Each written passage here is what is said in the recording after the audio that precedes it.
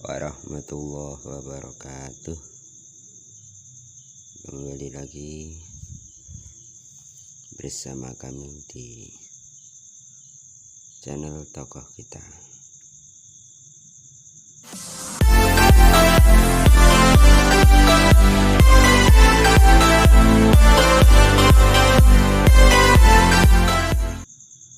Tokoh kita kali ini akan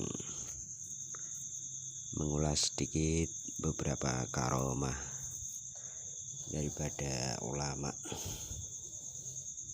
pesohor Nusantara, pendiri Rois Sul Akbar Jamiyah Nahdlatul Ulama, organisasi terbesar di dunia. Beliau Kiai Haji Hasyim Asy'ari. Jadi pada kesempatan kali ini kami akan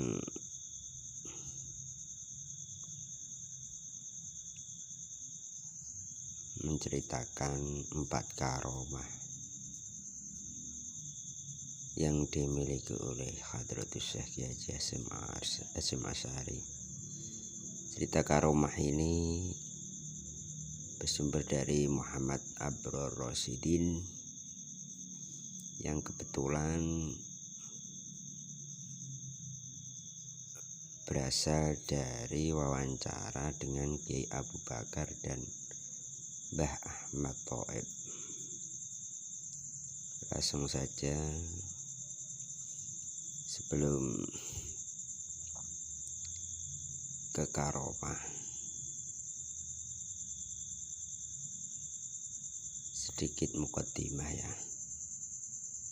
Jadi Kiai Hasyim Asy'ari memang bukanlah kiai yang faktual di bidang kesufian. Bidang itu geser ke arah cukir yang diampuh sang murid. Jadi Kiai Hasyim Asy'ari itu ulama yang condong ke fan-fan yang sifatnya itu non sufi ya, lebih ke seperti hadis, fikih, syariahnya kuat berarti bagi Kiai Hasyim Asy'ari. Tapi kesufian itu diturunkan ke Kiai Adlan Ali. Bahkan dalam beberapa literatur beliau mengkritik praktek sufi yang berlebihan. Tapi bukan berarti beliau anti. Bagi beliau semua sah-sah saja asal tidak menyalahi syariat agama. Sebagai kiai khos, beliau sangatlah kental dengan ibadah yang kuat. Sholat malam, puasa, zikir, sholat sunnah, dan beramal soleh. Walau tidak secara khusus bertorekot, bagaimana sang murid Kiai Romli Tamimi dan Kiai Adlan yang menjadi mursyid torekoh Qadiriyah wa Naqsabandiyah. Ada beberapa karomah beliau yang pernah dipersaksikan. Namun sebelum berlanjut pembahasan ini, hanyalah untuk selingan agar kita semakin yakin bahwa beliau memang ada kiai dengan banyak keutamaan dan kelebihan. Bukan melulu keilmuan, kehidupan spiritualnya juga kuat. Bahkan bisa dikatakan pas, tidak berlebih dan tidak berkurang. Beberapa waktu lalu penulis yaitu Abror Rasyidin bersilaturahmi ke kediaman Kiai Abu Bakar, santri Hadratus Syekh yang masih hidup. tinggal di Bandung, Diwek, Jombang. Sebenarnya penulis pernah ke sana 2 kali, namun karena ada kesempatan, lebih tepatnya ada yang mengajak sowan, akhirnya ke sana lagi. Ada juga beberapa santri lain yang memberikan kesaksian tentang karomah Hadratus Syekh Kyai Haji Hasyim Asy'ari. Nah, di sini kami akan memberikan 4 karomah yang dimiliki oleh Hadratus Syekh Kyai Hasyim Asy'ari. Yang pertama, beliau bisa mengetahui isi hati orang. Mengetahui isi hati orang lain bukanlah sembarang pencapaian. Tentu kebersihan hati dan keteguhan spiritual yang dapat sampai pada kemampuan itu, Kyai Hasyim menurut kesaksian Kyai Abu Bakar dapat mengetahui isi hati orang lain, padahal saat itu tidak pernah diceritakan hal tersebut kepada beliau. Misalnya sebagai santri kalong yang tidak menginap di pondok alias Kyai Abu Bakar pulang pergi pondok dan rumah. Suatu saat beliau berangkat dari rumah ke pondok jalan kaki, melewati area prostitusi yang dekat dengan pondok, yang juga merupakan bentukan pemerintah Hindia Belanda melalui pabrik gula cokir. Beliau tiba-tiba menggumam dalam hati, kok bisanya tempat seperti ini ada dekat sekali dengan pondok? Maksudnya tempat prostitusi kok dekat dengan pondok? Itu gumaman Kyai Abu Bakar. Beliau melihat adanya perempuan-perempuan di pinggir jalan menjanjakan diri, menawarkan diri pada lelaki hidung belang yang mungkin kebetulan lewat dan mau mampir. Saat itu beliau juga ditawari, dalam bahasa beliau bercerita ditarik-tarik. Jadi Kyai Abu Bakar ditarik-tarik PSK. Beliau berpikir negatif, kok bisanya dekat pondok Tebu Ireng ditempati wanita-wanita seperti ini. Saat itu usia beliau masih muda, jelas pikiran muda sekali kemana-mana. Sesampainya di pondok, beliau tetap kepikiran tentang hal itu. Orang pondok ditarik-tarik ambil PSK, ya kebayang-bayang terus, nggak hilang-hilang, sampai pikiran itu kebawa ke pondok. Tiba-tiba pukul 8 seusai mengaji, Kyai Hasyim mengumpulkan santri. Abu Bakar muda ada di antara kumpulan santri itu. Beliau dawuh banyak hal, namun di akhir ngajinya Hadratus Syekh mengucapkan yang cukup mencengangkan dalam benak Abu Bakar. Ngene ya le, jeding iku ana cerene. Lek gak ana cerene, gak duwe jeding. Dalam bahasa Jawa, yang maksudnya begini ya nak, kamar mandi itu ada kalinya untuk pembuangan. Kalau tidak ada tempat pembuangan, bagaimana bisa punya kamar mandi? Mendengar dawuh begitu, Abu Bakar muda ini tersentak seperti didawuhi di depan umum oleh Kyai Hasyim. Padahal santri lain tidak tahu bahwa itu menyindir santri kalong yang bernama Abu Bakar. Sejak saat itu Kiai Abu Bakar tidak mau berprasangka buruk lagi tentang pondok dan keadaan masyarakat sekitarnya.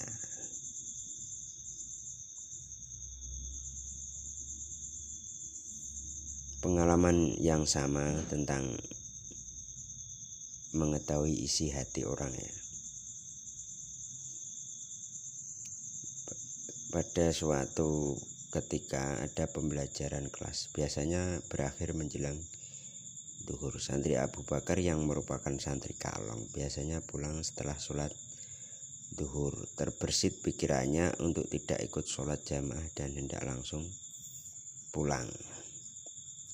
Tiba-tiba dijawil oleh Kiai Hasyim Asy'ari, diminta untuk tidak pulang terlebih dahulu, diminta sholat jamaah di pondok dulu. Dalam bahasa Jawa, jo mulai sik ya, jamaah duhur sik, yang maksudnya jangan pulang dulu, ikut sholat berjamaah. Akhirnya Abu Bakar tidak jadi pulang dan ikut sholat berjamaah sampai selesai. Nah, itulah satu karomah dari Hadratus Syekh, yaitu bisa mengetahui hati seseorang, isi hati seseorang. Karomah yang kedua yaitu bisa mengidentifikasi kebohongan orang lain. Jadi Hadratus Syekh itu bisa tahu bahwa orang ini bohong atau tidak. Pada suatu hari datang dari penuturan almarhum Kiai Tahmid, guru nahwu zaman Kiai Hasyim. Kang Tahmid ini santri senior asal Brebes, Jawa Tengah. Cerita ini dari Kiai Abdul Haq Brebes yang mendengar langsung dari Kiai Tahmid Jagal Lempeni saat mengaji.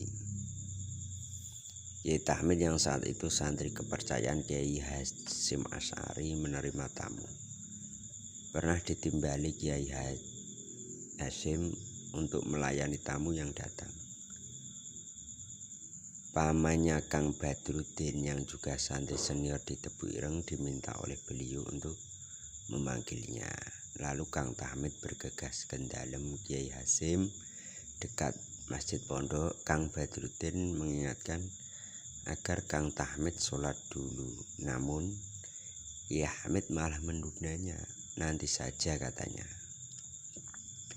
Saat di dalam, Kiai Hasyim bertanya pada Kang Tahmid, apakah sudah sholat apa belum? Kang Tahmid berbohong mengatakan sudah. Kiai Hasyim lalu sontak meminta Kang Tahmid sholat dulu dengan nada separuh membentak dari tempat duduk beliau. Tahmid, sana sholat dulu. Tahmid kaget bukan kepalang, ternyata gurunya tahu kalau ia belum sholat. Ia gemetar tak kuasa untuk berubah dari posisi bersimpuhnya. Ia ingin bergerak tapi tak kuasa. Alot dan rasanya panas dingin. Keringat berayuh mengucur begitu derasnya. Kemudian Kiai Hasyim menghampiri Tahmid sambil menepuk-nepuk pundaknya. Sana sholat dulu. Lain kali jangan gugup dan bohong. Biar tamu ini aku lateni sendiri. Dan Tahmid pun merasa badannya kembali enteng. Segera ia menuju ke bilik kamarnya. Tentu saja bukan kebetulan Kiai Hasyim menebak-nebak, karena beliau memang dikenal bisa mengidentifikasi kebohongan, entah dari fisik maupun metafisik. Ya. Karomah yang ketiga dari Hadratus Syekh Kiai Hasyim Asy'ari yaitu digoyang-goyang rumah doyong atau miring bisa tegak lagi. Kebetulan kami pernah mewawancarai seorang santri beliau, santri kalong juga ternyata rumahnya dicuker. Rumahnya sangat kecil dan memprihatinkan. Bahkan kita ketemu saja karena tidak sengaja mengurus dokumentasi bakti sosial perbaikan MCK dalam rangka 120 tahun Tebu Ireng.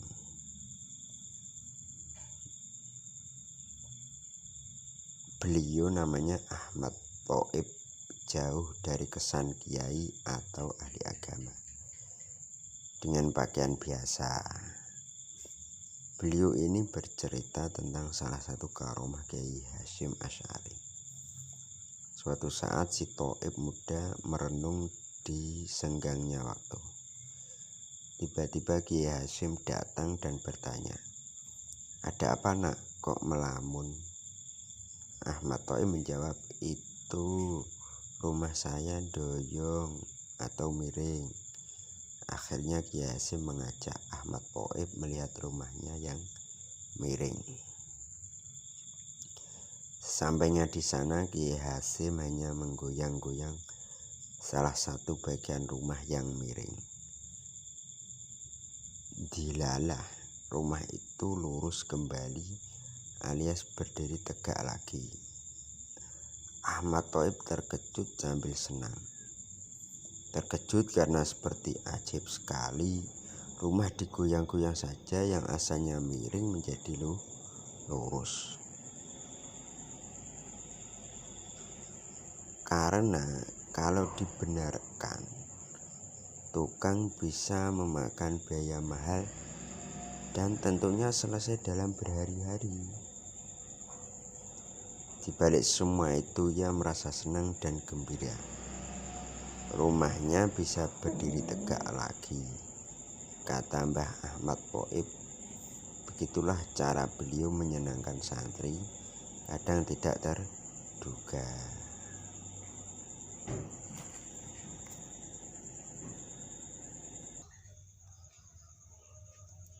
Karomah yang keempat menyambut mesin giling pabrik gula cuker. Satu lagi kesaksian Kiai Abu Bakar tentang karomah Kiai Hasyim Asy'ari. Santri pernah dibuat heran berkeping-keping, takjub plus ngeri. Dalam bahasa Kiai Abu Bakar, kok bisa ya? Di depan Tebu Ireng pada masa penjajahan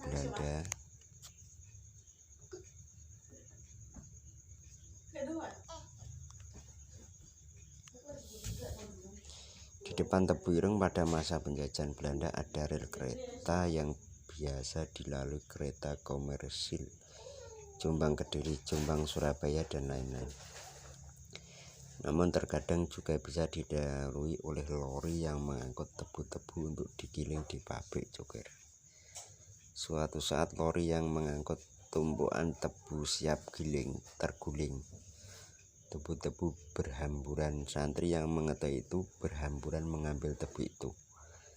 Lalu mandor Belanda datang dan memukuli mereka.